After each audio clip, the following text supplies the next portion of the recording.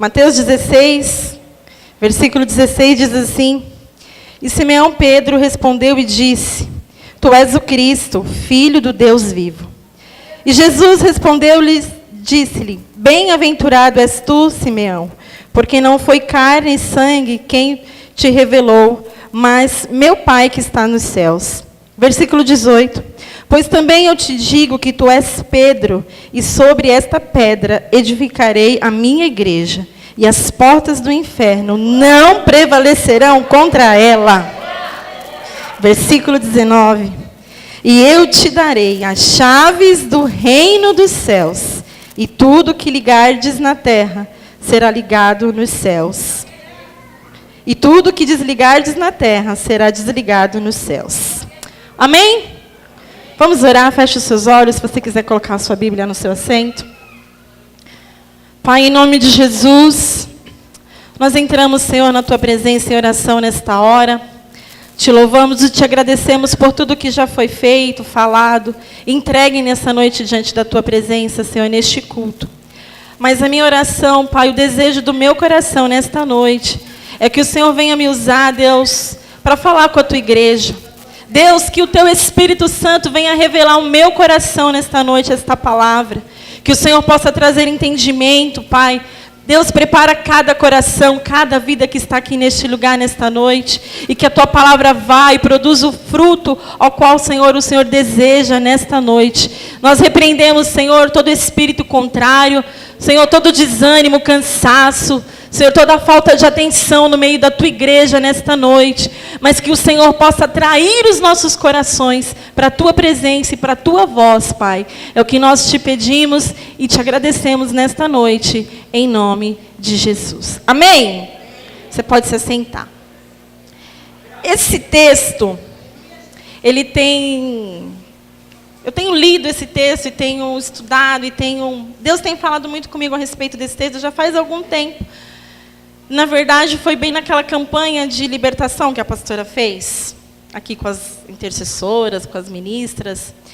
E eu comecei a estudar sobre isso, eu comecei a me aprofundar um pouco nesse contexto, nesse texto, nesse evangelho. E Deus me fez saltar coisas muito profundas desse texto. E eu quero compartilhar com você isso nessa noite, amém? É um compartilhamento que eu quero fazer com você, amém? Em primeiro lugar, antes de começarmos a palavra, para você entender, quando eu me converti, isso faz, Felipe tem 17 anos. Quando eu cheguei na igreja, e eu acredito que a maioria de vocês também vão se identificar com isso. A gente não entende muito bem o que está acontecendo, não é assim? A gente vem para o culto, a gente vê a irmã orando em línguas, a gente vê o pastor pregando, e na maioria das vezes tudo é tão novo, tudo é tão diferente para nós, que nós não conseguimos compreender quase nada, não é assim, irmãos? Cadê? Tem algum irmão novo aí? Não se preocupe, não. Foi assim comigo também, e vai dar certo em nome de Jesus. E quando eu me converti, eu me lembro que eu tinha muita curiosidade de entender, eu queria compreender, eu queria respostas, eu queria saber o que estava acontecendo, porque na verdade eu ia para o culto e muitas vezes eu só assistia o culto, eu não conseguia, porque tudo era muito diferente. Tudo é muito novo, tudo é uma atmosfera diferente, não é assim que eu só posso falar? E aí, nas minhas orações no início da minha conversão, eu sempre falava para o Senhor, Senhor, eu quero entender para me viver o que eles estão vivendo. Eu não quero ser uma mera espectadora do culto. E eu quero dizer para você que muitas vezes nós queremos entender o que acontece aqui. Eu digo aqui nesse ambiente porque essa é a casa de Deus, é onde Ele se manifesta, é onde Ele fala, é onde Ele cura, é onde Ele liberta. E muitas vezes nós queremos entender isso de uma maneira racional. Não é assim? Nós queremos respostas, nós queremos entender o que está acontecendo. Mas eu quero dizer para você que você nunca vai conseguir entender o que acontece aqui sem conhecer o que está lá. Você entendeu isso? Quantos entenderam? Se você não entender, não buscar entender e saber o que tem lá, o que acontece lá, O que você vive aqui, o que você está vivendo aqui, o que você vê acontecer aqui, vai sempre surgir na sua cabeça um ponto de interrogação. Daí eu quero explicar porque muitas vezes você ouve uma palavra profética e você não recebe essa palavra. Está aí porque muitas vezes alguém ora por você aí no seu lugar e você não entende nada do que essa pessoa está falando. Está aí porque muitas vezes você vê acontecer algo diferente no culto, vê um mover diferente, uma atmosfera diferente, e muitas vezes você fica assim, ó, o que está acontecendo? Mas nessa noite, eu quero ajudar você a compreender. Amém? Eu quero ajudar você a entender um pouquinho, só um pouquinho, foi só um pouquinho que ele compartilhou comigo, acerca do reino de Deus. Quantos aqui querem ouvir? Amém? Quando você entender um pouquinho só, tudo aqui vai fazer sentido. Amém? Então vamos lá.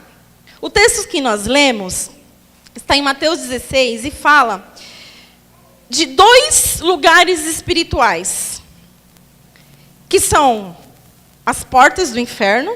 Quem aqui acompanhou o texto viu isso? E as chaves do reino dos céus. Eu vou falar bem rapidinho com você sobre as portas do inferno. Porta. A porta, quando a Bíblia fala de porta, ela fala de acesso. Ela fala de transportar-se para um outro lugar. O inferno, assim como o céu, o reino dos céus, são lugares espirituais. E por ser lugares espirituais, não podem ser vistos a olhos nus. Não podem ser tocados. Mas nós sabemos que eles são reais. Amém?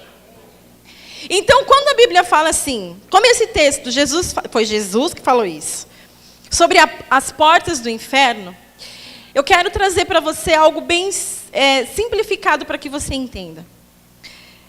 O inferno, ele é um lugar que, naquele lugar, existem muitas estratégias que são feitas naquele lugar acerca das nossas vidas.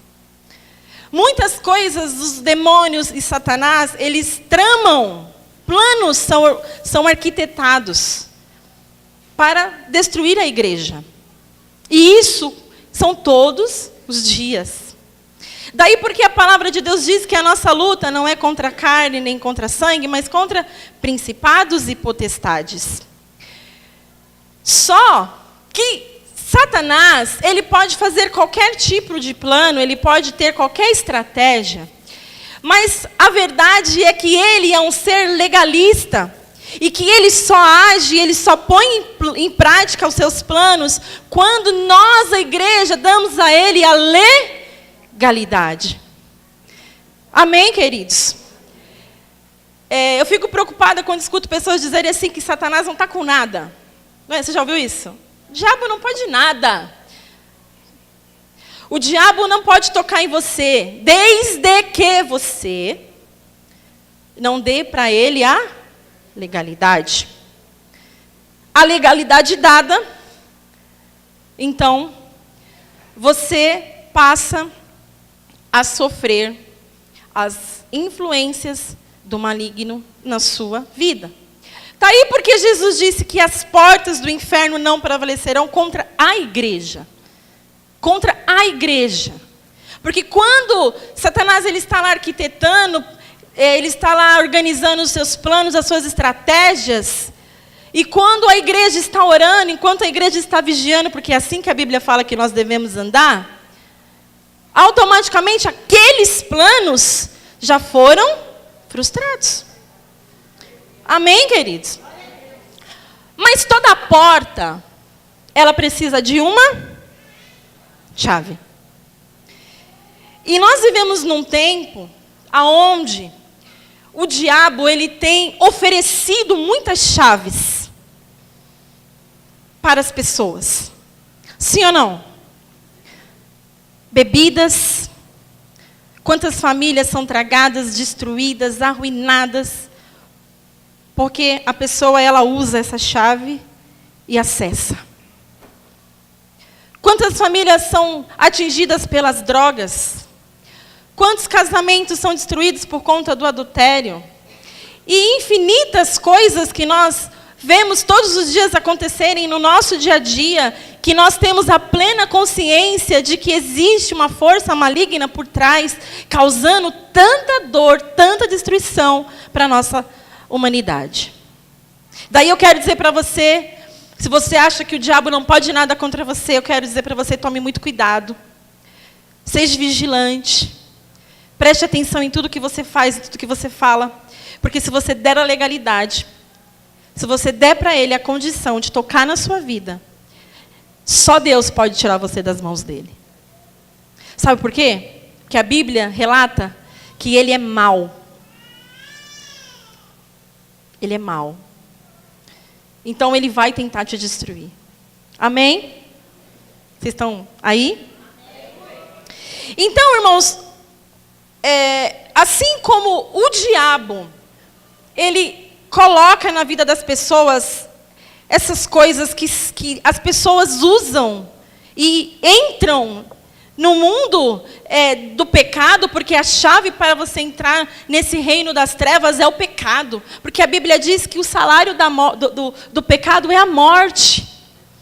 Então, quando você começa a ter atitudes que desagradam o coração de Deus, você passa, sem você perceber muitas vezes, para um ambiente espiritual do mal.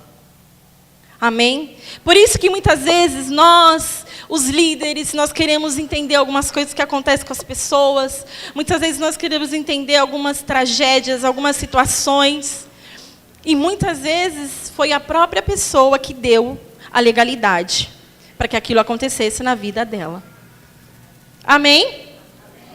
Mas, assim como Jesus sabia que Satanás tem as suas ofertas, não é assim? Ele tem as suas ofertas. Jesus, ele chama os discípulos e coloca ali Pedro como a figura da igreja, representando a igreja de Jesus, e entrega nas mãos da igreja de Pedro as chaves. E o tema dessa mensagem é as chaves da eternidade. Quem tem a chave da eternidade aí? Você tem? Então, irmãos, chave. Quando você fala de chave, fiquei pensando, né? Eu entregar a chave da minha casa. Para quem eu entregaria? Você pode pensar aí? Teria que ser alguém de extrema confiança. Sim ou não? A chave teria que ser para alguém de extrema intimidade. Sim ou não? E eu só entregaria a chave da minha casa para alguém com um propósito. Sim ou não? Sim ou não, igreja? Você acha que alguém entrega a chave da sua casa para alguém? Ó, tá aqui a chave. Não, tem um propósito. Tem um porquê. E você já se perguntou por quê? Você já parou para se perguntar por quê? Por que que Jesus, ele sabe que ele vai vir nos buscar, mas por que que quando ele vai, ele deixa a chave? Nós vamos descobrir isso nessa noite. As chaves que agora está nas mãos da igreja são o Evangelho. Sabe que nós vivemos num tempo onde as igrejas oferecem muitas chaves, não é assim? A chave da casa, a chave do carro, a chave do emprego, a chave. E muitas vezes nós começamos a pilhar nisso e também ficamos buscando chave, queremos campanha, porque queremos conquistar, porque queremos, sendo que a chave das chaves já está nas nossas mãos. Puxa vida! Que coisa extraordinária! Enquanto nós estamos aqui perdendo tempo, correndo para conquistar chaves, para conquistar coisas, Jesus faz a chave. Fica aí com ela. Fica aí com a chave. Sabe o que eu entendo com isso? É que ele quer dizer assim, ó, a porta está aberta, você pode entrar a hora que você quiser. Porque se eu deixo a chave da minha casa com alguém, eu quero dizer exatamente isso. Pastora, estou aqui a minha chave da minha casa, a senhora pode ir lá, e se eu não tiver, a senhora pode entrar. Você tem acesso. Livre acesso. E aí você prefere usar outras chaves, muitas vezes, né? A gente prefere acessar outras coisas, nos preocupar com outras coisas. As chaves do reino, para nós, a igreja. Porque Pedro aqui, ele representa a figura da igreja. Só tem uma utilidade, irmãos, nos levar para lá. Sabe, esse conceito de que você tem a chave, que você pode tudo, que você vai ter tudo, que você vai ligar tudo, que você vai desligar tudo, que você vai uau e... Não. Essa chave, ela só serve para uma coisa.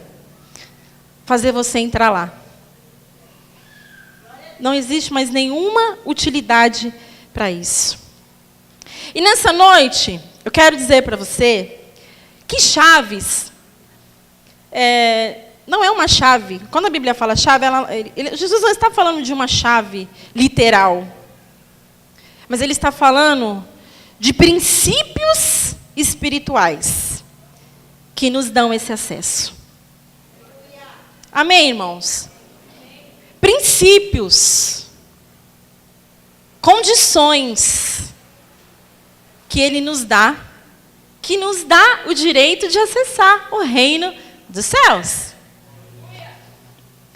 Então, quando Jesus ele entrega essa chave para Pedro, ele entrega isso nas mãos de Pedro, e no texto na frente você vai ver que ele também declara o mesmo versículo para os discípulos, porque os discípulos, eles representam a igreja de Jesus, a primeira igreja. Você vai ver que Jesus ele tem a intenção de dizer para os discípulos a seguinte coisa: olha, eu sou a porta. Aqui todo mundo sabe que Jesus é a porta? Ele é o acesso. Mas a chave fica aqui embaixo. Ele sobe, mas a chave está na terra. Gente, isso é extraordinário. Ele vai para o reino dos céus e deixa a sua chave nas nossas mãos. Mas esses princípios espirituais que abrem portas, que dão acessos para nós, a igreja, elas requerem algumas coisas de nós.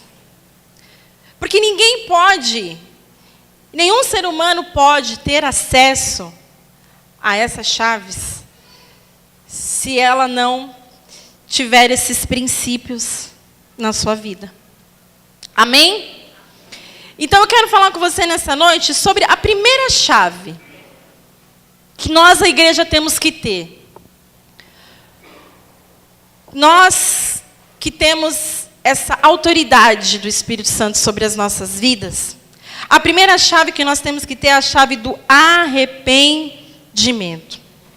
Mateus 4,17 diz assim: desde então começou Jesus a pregar e a dizer: arrependei-vos, porque é chegado o reino dos céus. A Bíblia vai falar sobre um homem que estava sendo crucificado junto com Jesus. Na verdade, eram dois.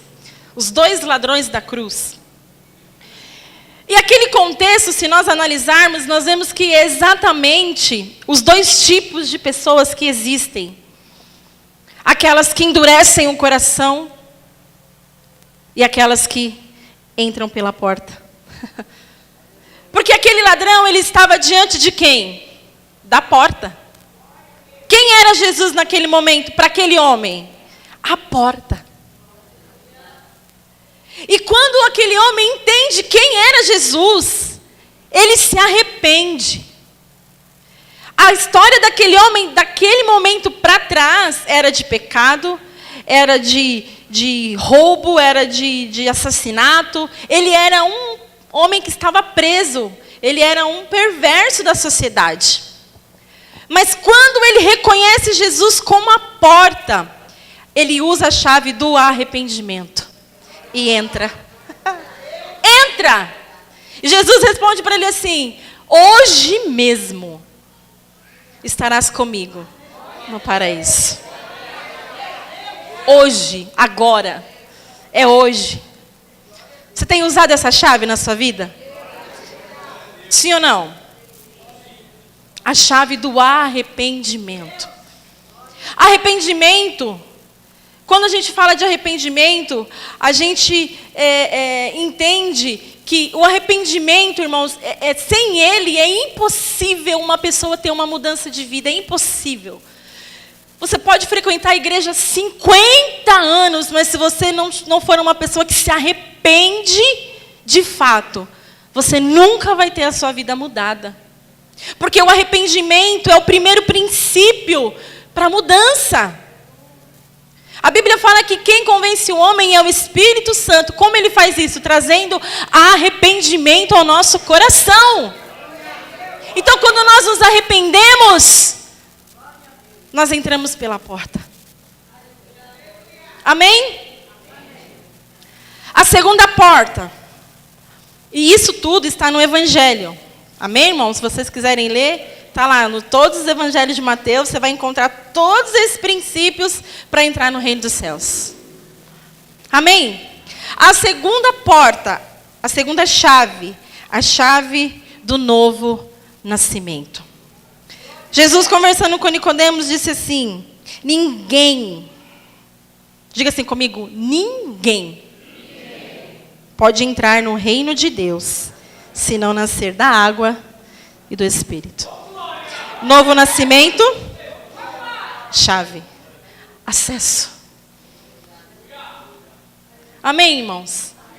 Daí porque nós não podemos chegar do jeito que estamos e ficarmos de qualquer jeito. Amém, queridos?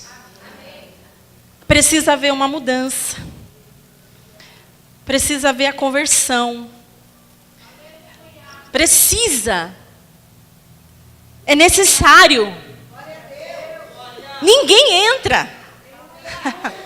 Há uma condição. Precisa nascer da água e do Espírito. Essa condição é irrevogável.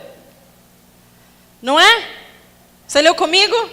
Ninguém, nem pastor, nem presbítero, nem obreiro, nem ninguém, se não nascer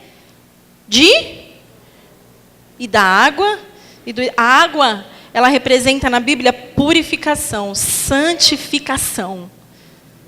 Quando nós batizamos alguém na água, no batismo, a simbologia é que os pecados fiquem lá embaixo e a pessoa nasça de novo limpa, branca como a neve, como foi cantado aqui hoje.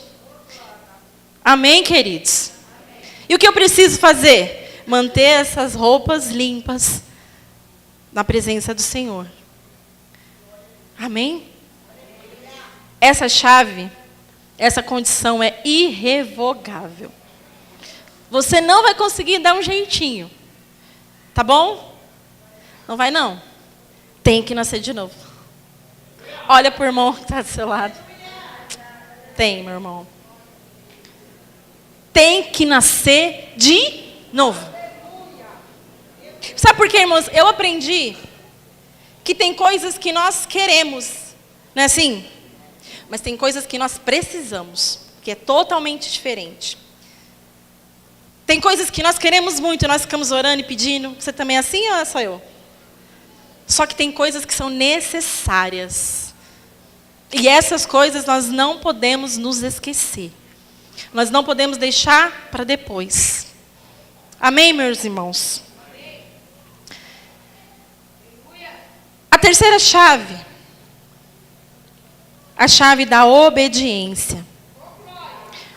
Mateus 7, 21 diz assim: nem todo aquele que diz Senhor, Senhor, entrará no reino dos céus, mas aquele que faz a vontade do meu Pai. Você está andando em obediência? Você tem a chave.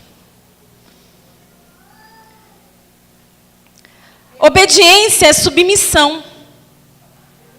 Você nunca vai conseguir obedecer alguém se você não se submeter a essa pessoa. Uma hora ou outra você vai se rebelar. Uma hora ou outra você vai se estranhar. Amém, queridos? Obediência é se submeter, é se sujeitar à vontade de alguém que é maior que você. Muitas vezes nós obedecemos muito fácil, não é? Só que tem horas que não é fácil obedecer. Eu ouvi a entrevista do Felipe com a pastora e ele disse isso. Às vezes eu não quero, mas eu obedeço. Ele falou, não falou, pastora? Eu assisti, eu ouvi. Por quê? Porque ele reconhece quem é autoridade. Que são os pais. Então, se você não reconhecer a Deus como autoridade e não se submeter a Ele, você nunca vai conseguir obedecê-lo. Nunca. Você sempre vai estar em falha com o Senhor. Por isso que nós vivemos uma geração, eu não sei com quem eu comentei isso. É a nossa juventude hoje, e eu falei isso lá em casa para o Felipe, é uma juventude que tem um acesso muito rápido às coisas espirituais, não é assim? Porque na minha época não era muito, os jovens não era muito compartilhado com eles, esse mover, essas coisas. E hoje em dia os jovens, eles têm isso, né? Eles pregam, eles falam em línguas, eles profetizam, eles são cheios do Espírito Santo e glória a Deus! Mas da mesma maneira que eles recebem isso com uma facilidade, eles perdem muito rápido. Porque não se submeteu ainda. Amém? Quero dizer para você, jovem, querido, se submeta ao seu Deus. Amém? Porque quando você fizer isso, obedecer Ele não vai ser um fardo. Obedecer à vontade dEle vai ser leve. Vai ser mais fácil. Amém? A quarta chave que nós precisamos ter para nós acessarmos esse reino, a chave da humildade. Mateus 18, 14. Jesus, eu vou ler com você que esse texto é muito lindo. 18, 14. Jesus, ele pega a criança e faz uma simbologia com os habitantes do reino dos céus. Assim também não é a vontade de vosso Pai que está nos céus que desses pequeninos se perca. Jesus está falando que quando uma pessoa ela se faz como criança, ela se humilha como uma criança na presença de Deus, Jesus fala assim que, em verdade vos digo que se você não se fizer como uma criança e não ser humilde como ela, você nunca poderá entrar no reino dos céus. A Bíblia diz que Deus ele resiste a quem? Ao soberbo. Há uma resistência no coração de Deus para aqueles que são soberbos. Mas a Bíblia diz que aos corações contritos e quebrantados, que são humildes como uma criança na presença do Senhor, Ele não desprezará. Você já imaginou crente, nariz empinado, entrando no céu? Chegou a quarta pessoa da Trindade. Ô, glória! Irmãos. A Bíblia fala assim, humilhai-vos na presença do Senhor, porque Ele vos exaltará. Quer um conselho? Baixa a bola. Baixa a bola. Se humilha. Ó. Porque se você estiver muito cheio de você, o negócio estiver muito inchado, você não vai passar pela porta.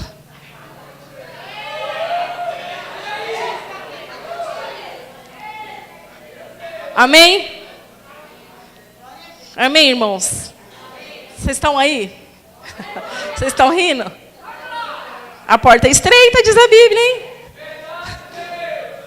O caminho é estreito, a porta é estreita. Então não fica se achando muito, não. A Bíblia fala que quem é o maior? Perguntaram para Jesus, quem é o maior no reino dos céus? Aquele que se fizer como uma criança. Então aqui, se você ler isso aqui, você vai ver tudo que você precisa ser e fazer para você entrar no reino dos céus. Mas vamos lá, eu vou compartilhar só o que Deus falou comigo. Nós estávamos em qual chave? Na humildade.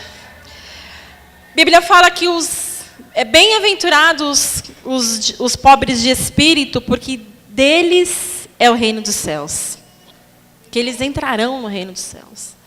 Pobre de espírito é quando a pessoa é humilde, né, pessoal? Você não precisa ser, irmão, você não precisa ser pobre de marré, desci para entrar no céu, amém? Você pode ser uma pessoa bem-sucedida aqui na terra. Você pode ter, sim, uma condição abençoada, desde que você se mantenha humilde na presença do Senhor. Porque Jesus também falou que é mais fácil passar um camelo no buraquinho da agulha que um rico entrar no céu. Então a humildade é fundamental. E o que é ser humilde? É você não se achar melhor que ninguém. Maior que ninguém. Você não é melhor que ninguém. Você não é maior que ninguém. Tudo que temos e somos é por causa dele. É porque ele fez, é porque ele deu. É porque ele lavou no sangue. Não é porque nós podemos nada. É tudo ele que fez. Então, quando você é humilde, você tem essa consciência de que você não é nada. Mas que Deus é tudo na sua vida. Que você não pode nada, mas que Deus, através de você pode todas as coisas. Amém, igreja? Quinta chave. A chave da justiça. Bem-aventurados que sofrem perseguições por causa da justiça, porque deles é o reino dos céus. Quando a gente fala de justiça, aqui nesse texto, eu quero colocar Jesus aqui como a justiça, porque Jesus é a justiça de Deus. Porque nós somos justificados em quem? Em Cristo. Então, quando você sofre algum perrengue, já passou algum perrengue por causa de Jesus? Sim ou não? Já te olharam torto? Tem uma moça que vai lá no salão, e ela falou para Dani assim, não vou com a cara dessa moça, e era eu, hein? Ela só fala de Deus, tudo é Deus, tudo é Deus, tudo é Deus, tudo é Deus. Falei, amiga, a Bíblia, a boca fala que o coração está cheio. Eu vou falar o quê? Vou falar de quem? E ela ficava porque ela chegava lá e eu estava falando com a minha cliente, ela vai fazer a unha, né? E eu estou lá fazendo o cabelo da minha cliente e estou falando que Deus é maravilhoso, que Deus é lindo, que Deus, e ela ficava lá. Agora ela vai lá, até ela fala. Isso não é de Deus, não. É ou não é, Fran? Falei para a Dani, tá vendo? Detestava que eu falava de Deus. E agora é minha amiga, ela me adora. Amém? É assim. Muitas vezes a gente é mal entendido, mal compreendido, por causa da nossa fé. Sim ou não? Mas a Bíblia fala que nosso é o reino dos céus. Então, irmãos, eu tenho esse defeito. Eu acho que é um defeito. Quem me conhece sabe, eu tenho um senso de justiça muito aguçado. Eu tenho, de verdade. Eu quando vejo assim alguns privilégios, quando eu vejo algumas coisas assim, eu fico com o meu senso de justiça assim, ai meu Deus, ai meu Deus, ai meu Deus. Isso é meu, irmãos. Ninguém precisa ser assim, mas eu sou assim. Quem me conhece sabe que eu sou assim. né? Porque a Bíblia fala que Deus abomina a balança enganosa. E esse meu senso de justiça, muitas vezes, ele me deixa meio agoniada, porque nem sempre a justiça é feita. Sim ou não? Mas, por contrapartida, a Bíblia me ensinou que a minha justiça perante Deus não passa de trapos. Sim ou não? Porque muitas vezes nós achamos que nós somos justos, né? Não, porque eu sou justo, porque eu sou justo, porque eu sou justo. Deus olha para você e fala: nós somos falhos mesmos. Nós somos pecadores mesmo. Nós falhamos com as pessoas às vezes. Nós somos injustos com as pessoas às vezes. Mas nós não podemos perder esse senso de justiça que o Senhor tem colocado nas nossas vidas. A pessoa, quando ela é justa, ela não barganha. Ela não negocia. Amém? Quando você tem um senso de justiça, você sabe que o que é seu, o que é do outro, e glória a Deus por isso. Amém? Senso de justiça. Quando você tem senso de justiça, você consegue ser feliz com a bênção do seu irmão, porque você sabe que é dele. Você consegue se alegrar com o carro da Rai, porque é dela. É senso de justiça. Por que não deu para mim, Deus? Mas não deu nada para mim até hoje. Estou na tua casa há 55 anos. E não ganhei nem uma balinha. Ninguém nunca me deu nem um house. Senso de justiça. É dela. Deus deu para ela. E glória a Deus pela vida dela. Deus tem para você também. Amém, irmãos? Senso de justiça. Você quer só o que é seu. Você espera viver só o que Deus tem para você. Amém? Para de ficar olhando o que o outro está vivendo, que é do outro, não é teu. A chave da renúncia.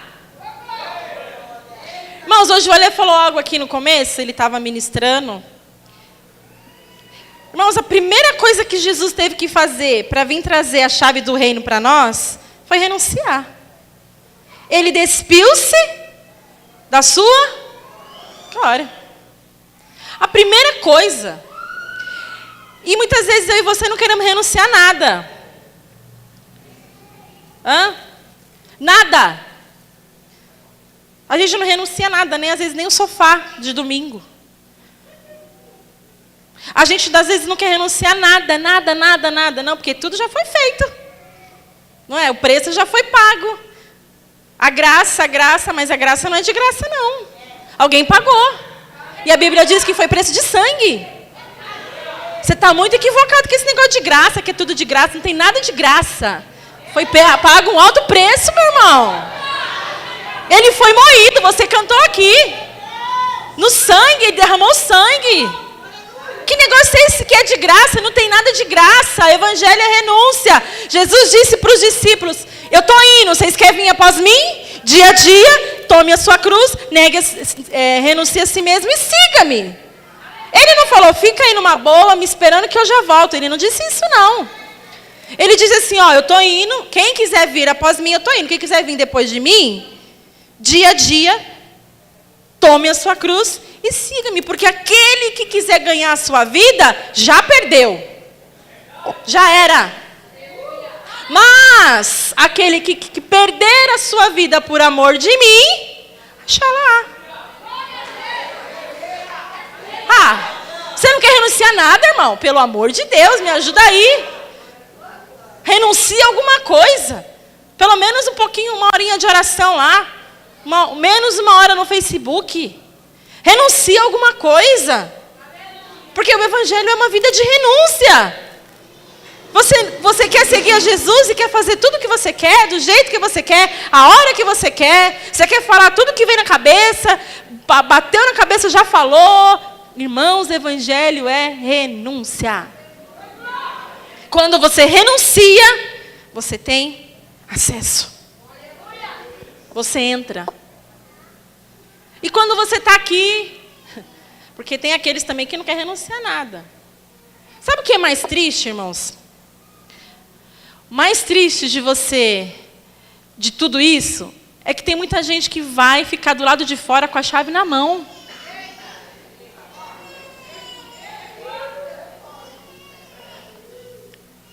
Para pensar comigo. Quem viu o vídeo daquela moça que alguém postou no grupo das mulheres? Que ela coloca a chave dentro da bolsa e fica esperando até 10 horas da noite o marido chegar do culto, porque ela achava que a chave estava com ele, mas a chave estava com ela. Ela ficou até 10 horas da noite sentada na calçada esperando o marido, com a chave dentro da bolsa. Como é triste saber que muitas pessoas vão ficar do lado de fora do reino, mas está com a chave aonde? No bolso, em algum lugar, mas está com a chave. O Evangelho são as chaves que nos dão esse acesso, que nos faz entrar. Quem tem a chave não entra pela porta de trás. Quem tem a chave não precisa marcar a hora para entrar. Não precisa telefonar, eu estou chegando, hein? Quem tem a chave entra a hora que quer e sai a hora que quer, porque o acesso é livre. Pode subir, Ministério de Louvor. Você está renunciando a alguma coisa? Eu quero falar rapidinho aqui. O que acontece quando você usa essas chaves e acessa? Porque aí a gente volta lá onde eu comecei. Quando você acessa, você compreende lá e entende o que acontece aqui. E todos aqueles pontos de interrogações que você tinha, eles desaparecem. Porque todo reino, que é reino, precisa de um rei. Rei, não sem rei, não é reino. A Bíblia fala em Salmo 48 que Deus reina sobre as nações e está sentado no seu santo trono. Todo reino que é reino, ele precisa de um príncipe. Sim ou não? Isaías fala que um menino nos nasceu, um filho se nos deu. E o seu nome é maravilhoso conselheiro, Deus forte, Pai da eternidade e príncipe. O seu reino tem um príncipe. E o nome dele é Jesus. Todo reino que é reino, ele precisa ter um povo. Porque reino sem povo não é reino. A Bíblia fala que nós somos nação eleita, sacerdócio real, povo escolhido. Cadê o povo de Deus? Todo reino que é reino tem um porta-voz. Porta-voz do reino, Espírito Santo. E eis que naquele dia o Espírito da verdade vos falará toda a verdade. E não falará de si mesmo, mas falará tudo quanto tem ouvido a voz. Todo reino que é reino tem porta-voz do povo também, Espírito Santo. A Bíblia diz: eis que ele intercede com gemidos inexprimíveis, porque vós não sabeis como orar. Esse reino, ele tem rei, ele tem príncipe, ele tem povo. Esse reino, ele tem porta-voz. Esse reino, ele tem lei. Porque reino sem lei está fadado à bagunça e vira anarquia.